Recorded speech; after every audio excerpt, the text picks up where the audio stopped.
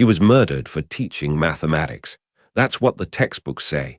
They're leaving out the real reason, and it's far darker. I've read the accounts myself. Dusty translations, medieval retellings, modern biographies all stacked on the same narrative. Hypatia of Alexandria, brilliant mathematician and astronomer, killed by a Christian mob in 415 CE because religious zealots couldn't tolerate a woman wielding intellect. A cautionary tale about faith crushing reason.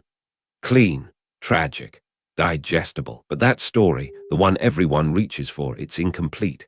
And in completeness, I learned covering wars and uprisings is where propaganda lives. Not in the lie itself, but in the silence around it. So let's start with what we actually know. Hypatia taught at Alexandria's Neoplatonic school. She wrote on mathematics, astronomy, and philosophy. She was respected, influential, and yes, she was killed. The accepted version goes like this.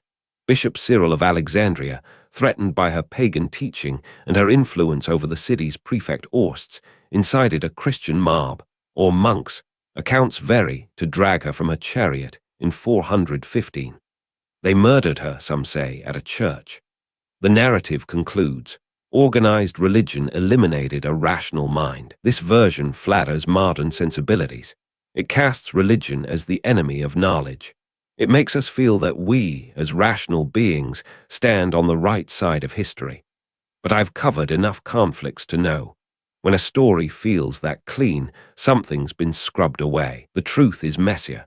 Hypatia didn't die because she taught math. She died because she was entangled in a political war, and she'd chosen a side. The prefect Orsts, her patron, was locked in a power struggle with Bishop Cyril over who would control Alexandria.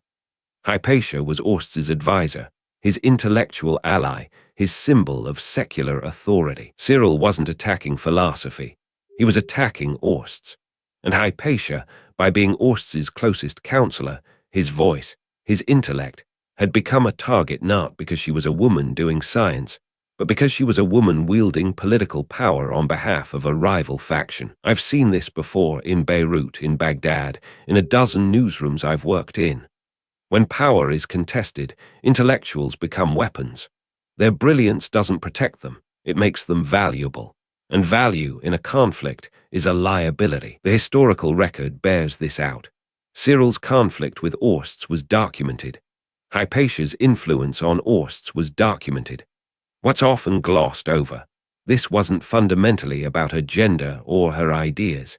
It was about power, allegiance, and the price of being indispensable to the losing side. Now, and this matters, that doesn't make her death less tragic. It makes it more instructive, because it reveals something we'd rather not see. That being right, being brilliant, being virtuous, offers no immunity from violence when you're embedded in power struggles. The sanitized narrative, religion killed the scientist, lets us off the hook.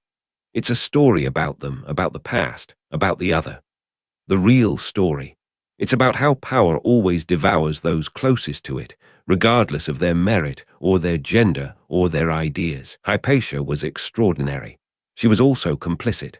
She aligned herself with a secular authority in a religious city undergoing a seismic shift in power. That choice wasn't wrong, but it wasn't consequence-free either. She became, whether she intended to or not, a symbol of Orsts' regime. Here's what that teaches us. Truth and reason don't exist in a vacuum. They exist in power structures. Your brilliance, your integrity, your knowledge, these are assets in the real world, and assets get fought over. The smartest people in the room are often the most vulnerable precisely because they're valuable. I've watched brilliant journalists silenced not because their reporting was false, but because it threatened someone powerful. I've seen academics marginalized not because their work was sloppy, but because their conclusions undermined institutional interests. Power doesn't fear stupidity. It fears clarity. So what does Hypatia's death actually reveal? Not that faith and reason are incompatible. Plenty of religious scholars existed then and now. Not that women can't do science. She did, brilliantly. But that the pursuit of truth, if it's going to matter, exists inside politics. And politics is violent. The real lesson isn't be careful of religious fanatics. It's understand where your loyalty lies and what it costs. Hypatia's brilliance was real, her death was real, but the narrative we've constructed around it, the one that comforts us by making the past seem obviously backward, that's a luxury. And luxuries have a price. Hypatia teaches us that reason alone doesn't survive.